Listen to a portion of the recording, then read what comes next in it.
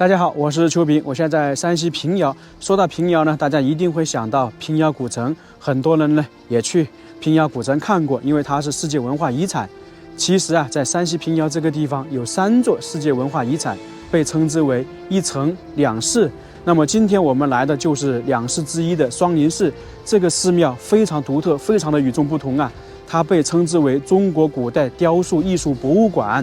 里面从元代到明朝的那个雕塑啊，大概是1500余尊，也被称之为是中国悬塑雕塑最精美的地方之一。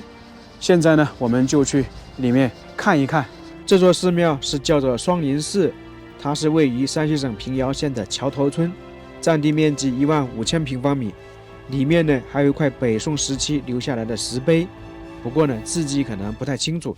等一下，我们能够看到寺庙的始建年代不详，但是啊，在这个地方发现了重修碑记，是公元571年重修的。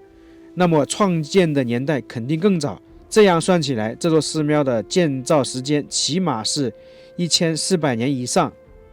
这一座寺庙现存是3进院落，里面大概有11座殿宇，特别是里面那些雕塑是精美到不得了啊，可能都无法形容。这座寺庙跟我们平时看的有点不一样。首先呢，它有城墙的结构，相当于是一个城堡式的寺庙，上面的城墙是可以走上去的。从这里过去呢，就正式的进入寺庙了。也就是说，你过了这个通道的话，就能看到这座寺庙的与众不同，也可以说是能够见到国宝了。前面这些都是啊。这个地方叫做天王殿，我们平时在寺庙进来之后都能看到天王殿，而这种天王殿呢，可以说是我迄今为止见过最精美、最壮观的一座天王殿。很多时候四大天王是在那个殿宇里面，而这里的四大天王是在外面，我们就来仔细的看一看。这个匾额写的是天竺圣境，这座大殿是明朝时候重修的。在天王殿这个走廊上面是4大金刚，每尊呢约高3米，一字排开。金刚它是属于佛寺的护法神，每一位要进入寺庙的人必须通过这4位的严格审视。这样的话，古代工匠就着重对于雕塑的眼睛进行了刻画。只要我们站在这个院子当中，无论你是处在哪一个方位和角度，我们都能够感觉到有一尊塑像的眼睛呢在看着你。而且呢，随着我们在这个院子当中站的位置和角度不同，金刚的眼睛啊可能也会随着发生不同的转换。这尊塑像的雕塑年代属于元朝，已经有700多年的历史了。经过700多年的历史还这么精美，确实不得了啊！这个颜色非常的逼真。现在我们去大殿里面看一看。天王殿这是佛寺的第1座主殿。一般我们去寺庙里面看到天王殿里面呢是有一个弥勒佛，那么这里的也是弥勒佛，叫做天官弥勒菩萨。很多时候我们看到的那个弥勒佛啊都是大肚子弥勒佛，但是啊佛教呢大家都知道是从西边传过来的，实际上当时刚刚传入到中国的弥勒造型就是眼前我们看到这种端庄的菩萨形象。大肚弥勒佛呢是人们根据布袋和尚为圆心，这个佛教汉化以后的造型。在弥勒佛下边两边就是地释、梵天2位侍从，在弥勒佛两侧呢塑造了8位菩萨。这些塑像风格都比较写实，人物造型非常生动。在南边呢还坐着4尊天王塑像，这4大天王呢高达3米之多，他们基本上手持琵琶、宝剑、蛇和伞，各自护卫东南西北。这些塑像的年代属于明朝中期，到现在已经有500多年的历史。我们从这些保留下来的作品可以看到啊，虽然经过几百年的历史，但是还基本上是保持了原貌。因为这些彩塑啊，后面的人没有经过修缮，也没有进行去彩绘，所以才能看到原版的。说真的，它原有的那种艺术价值和雕塑手法，真的挺让人感叹的。因为你可能现在去制作的话，还不一定制作得出来。特别是我们可以看到菩萨后面那些雕刻的花，以及镂空的那些雕刻，真的是非常精美。这些呢，全部都是泥塑，每一尊都是区别在于它里面的骨架不一样，因为每一个彩塑、泥塑都是不一样嘛，大小不一样，高度可能差不多。一般的话，他们是用金属做骨架，或者是说在手旁边有一些铁丝等等。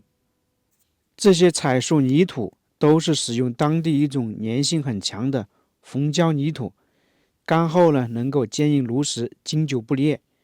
泥塑干透后，先用胶矾水刷，干后呢用鸡蛋清加胶水配置太白粉涂刷，刷上白底丝后，再用棉花或者白布反复擦抹，直到擦出光泽，最后呢才进行实色彩面。所以这些彩塑身上的衣裙色彩都比较艳丽，这是他们当时制作这些彩塑的一工序。我们现在往里面走，来到了第二进院落，这个里面呢有更多更精美的那些彩塑。现在我们看到的是叫做罗汉堂，它是双林寺建造最早的一个殿宇，也就是说里面的那些雕塑也是最早的，按照考证大概是北宋时期的，到现在已经有1000多年的历史了。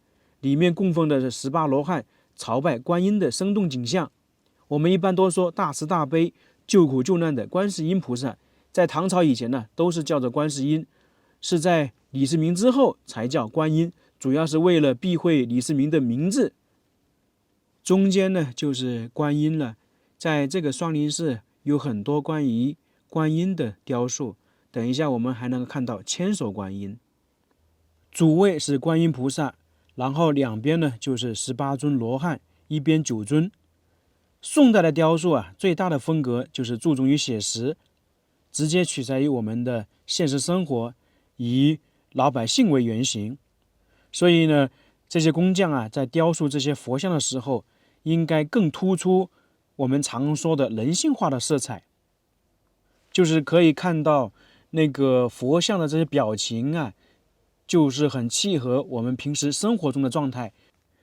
你像我们看到的这尊佛像，感觉是不是有点眉头紧锁，眼睛圆动，就是仿佛呢看到了一些不高兴的事情。这尊佛像呢，给人感觉有点就是说想说一些事情却说不出来，人呢比较憋屈，很难受的一种人物形象。大家觉得是不是如此？最左侧的这2尊罗汉呢，一瘦一胖，形成了鲜明对比，瘦骨嶙峋的，连那个每一条的肋骨都能看得见的，后人就把它称之为瘦罗汉。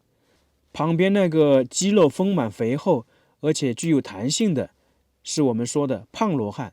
他的表情大家仔细看看，是怒目圆睁，好像是要发脾气似的。右手拿着一个珠子，那是他的法器，那么可能是遇到什么事情让他生气了。前方右边第2尊，那个就是降龙罗汉。降龙大家都非常熟悉，因为有一些影视剧演绎过。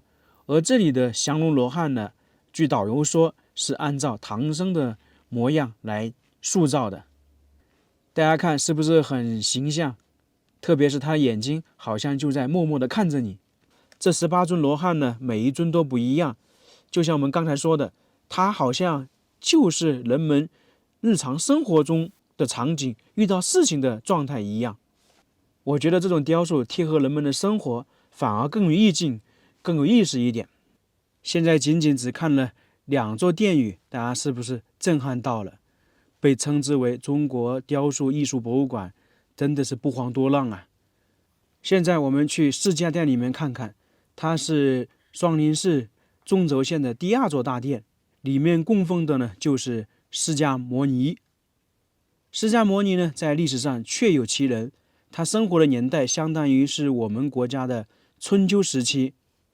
这个释迦牟尼正中高坐，左右两侧呢是2尊侍奉的菩萨文殊和普贤。这2尊塑像呢，面部丰满，眉清目秀，很像2位可爱的世俗少女。在这个殿内还有更多的佛像，基本上采用了圆雕、深浅佛雕手法。它是表现了佛教创始人释迦牟尼从投胎降生到涅槃成佛的48个故事，以及呢四方传经普度众生的佛传故事。像这上面雕塑的有学习骑射、出游四门、涅槃等等。尽管说我不是太懂，但是看到这200多尊人物形象身份不同，形态各异，这些雕塑呢活动于建筑山石之间，构思呢构图绝对巧妙，令人叹为观止啊！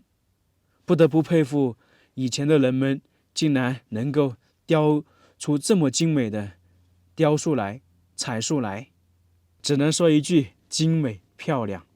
现在我们就来参观这个寺庙里面最具有特色的建筑千佛殿，里面的雕塑呢也是与众不同，可以称之为玄塑。这个里面供奉的主像也是观音，叫做自在观音。一般我们看到的观音是双手合十，盘膝而坐，非常的端庄，而这尊观音呢却是动作自如，非常自在潇洒，一腿呢屈尊，一脚轻踏莲叶，身体重心呢落于左胯和左手上面，给人呢稍微一种好像稍微一用力就会站起来迎接各位的到来。这个我们平时可能也会做这个动作啊，所以呢我们刚才也说了，整个这里面的很多这些塑像啊，都可能是根据人们平时生活中常见的状态而去雕塑的。观音面部呢比较慈祥圆润，高鼻梁、樱桃嘴、柳叶眉、丹凤眼，是一位美丽温柔多情的典型东方少女。像她嘴上的口红啊，就像刚刚化过妆一样的。那么大家猜想这尊塑像有多久呢？大概是700多年。还是得说古人的这些技术啊太先进了。你想一想，700多年这个样貌保存到现在，还惟妙惟肖，感觉像真人一样的。我们可以看到，在这个观音旁边呢，还有一尊彩塑，这个呢就是双林寺最出名的一尊彩塑，它是韦陀像，明代的彩塑啊。我们发现明代的这些塑像啊，有一定的哲学和美学，基本上都是寓静一动。这个韦陀是双林寺彩塑艺术价值最高的一尊，被视为标志，曾被中外专家学者称之为全国韦陀之冠呢，并把它载入中国美术大全。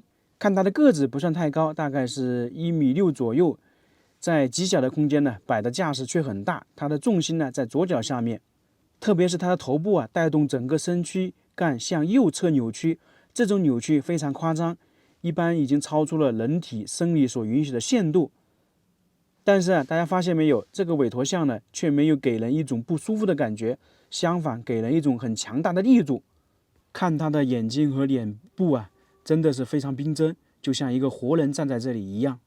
按照资料来讲，这尊塑像的高明之处就在于工匠啊不落俗套，打破了一般程式的限制，赋予了韦陀一种时间的节奏和动作的连续性，产生了雕塑作品的最高境界，不动之动，所以才有全国韦陀之冠的美誉。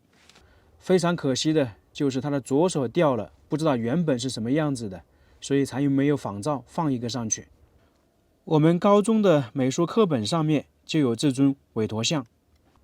我听导游讲，他这个寺庙里面所有雕塑的眼睛啊，都是用琉璃制作的。琉璃呢会反光，所以我们一看起来，它这个眼睛呢就非常具有神韵，像真的一样。这种建筑手法呢还是比较少见的，也代表了明朝工艺的先进。现在呢，我们就去看一下千手观音。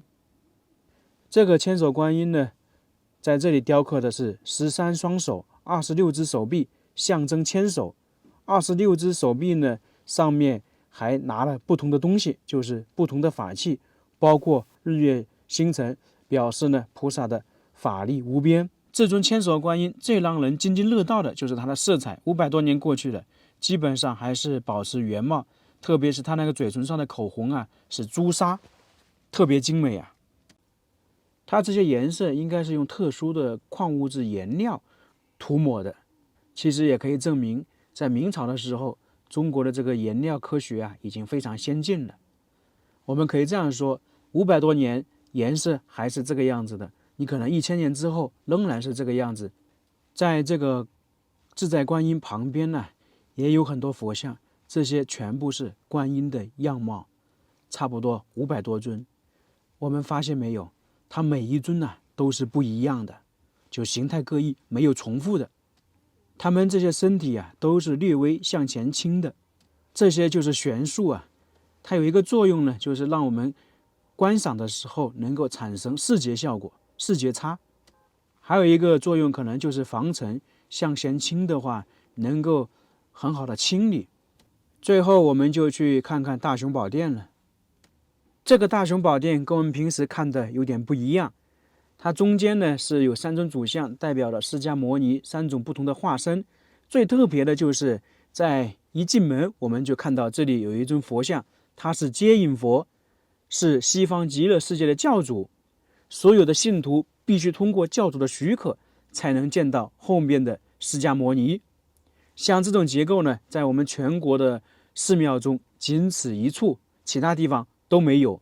而我们看到这个接引佛的法号啊，就是我们常说的阿弥陀佛，这可能大家不了解吧？在这里的意思就是说，只有通过阿弥陀佛的同意，你才能够见到佛，见到释迦牟尼，没有别的途径，这是唯一的一条路啊。说句实话，没有看资料，我也不懂，我也不知道。